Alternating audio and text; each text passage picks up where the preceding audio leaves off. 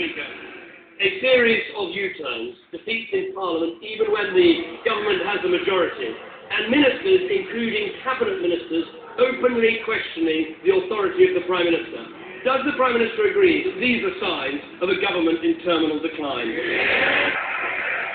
Mr. Speaker, once again, he cannot ask questions about the economy, or about swine flu, or about the difficult decisions that we have got to take in the world. Once again, he reduces everything to personality. We're getting on with the business of governing.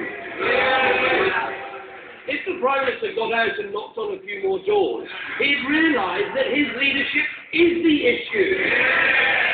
He likes to talk about these issues of substance. His failure to reform welfare, his failure to deal with the deficit, his failure to run a united cabinet, they've all got two things in common. They're failures and they're his failures. So, let us take the state of his cabinet.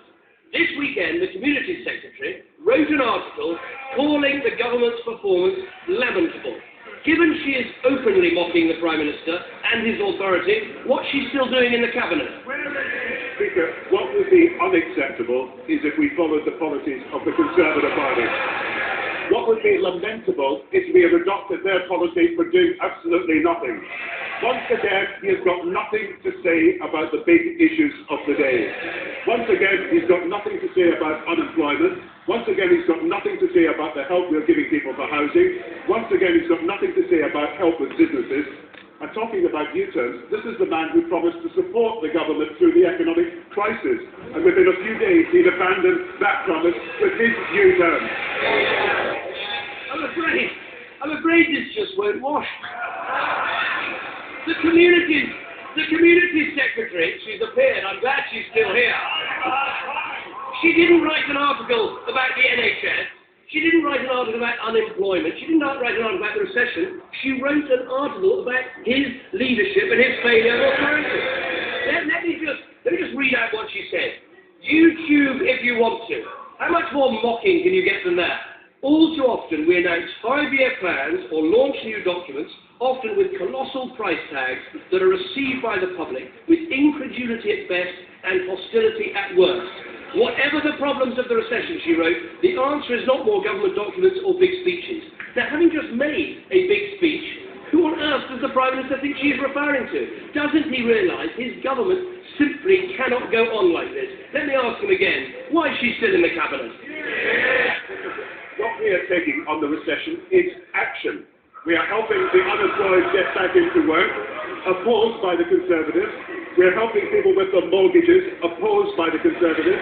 We are helping people get help with the businesses for the cash flow, opposed by the Conservatives. We're going to give a September schools guarantee to every school leaver giving school that they'll get work or training or educational support. And you know, Mr. Speaker, it's also opposed by the Conservatives.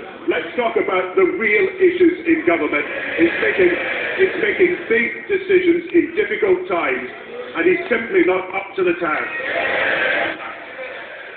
The big issue in British politics today is the fact the man who's meant to be leading our country shows such appalling judgment. That is the reason he's losing his authority. Let us look at the string of misjudgments we've seen. The Prime Minister has made U-turns on Titan Prison, the Internet database, MPs' expenses, and that humiliating defeat on the Gurkhas. Why does he think he got so many... If he wants to talk about U-turns, the biggest U-turn is him supporting public spending and then now saying he will not match our public spending. The biggest U-turn on education is to support money for education and then now to say he's going to cut it. The biggest U-turn is to say he is supporting us on the police and is now cutting police expenditure. Let us remember, he was the hug a hoodie. That was another of his big U-turns. Mr. Speaker, compassionate conservatism is gone, gone and gone.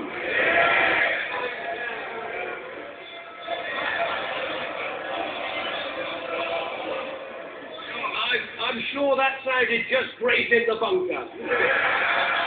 While the mobile phones were flying and the printers were flying around the room. The biggest U-turn of all is the Prime Minister, who fought the last election accusing us of £35 billion of spending cuts, on his own arithmetic has cut £85 billion off his own spending.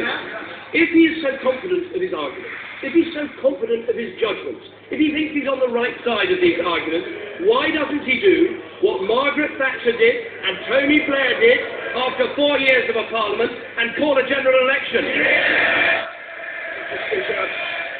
The reason I am confident about what we're doing is there's nobody in the world supporting the policies of his party.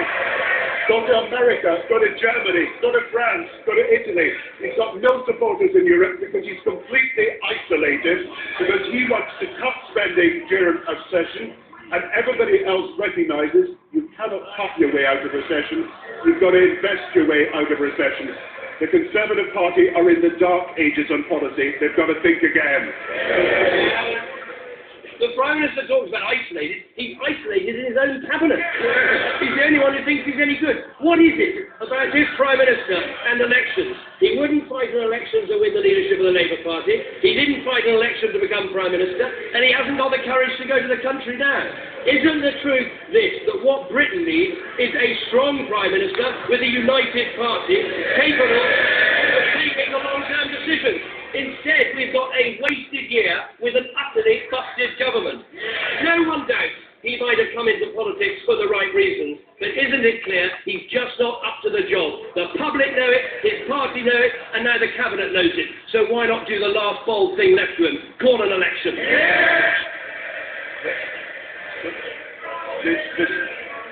Mr. Speaker, I've listened to his 6 questions, and not one of them has been about policy. He's never raised the cause of the unemployed in Britain once. He's not mentioned mortgage holders and homeowners once. He's not mentioned small businesses once. He's not mentioned the state of the economy and what we can do to improve it once. He's not mentioned the public services once. He's not mentioned health and education once. He's completely out of his depth when it comes to the big issues of the country.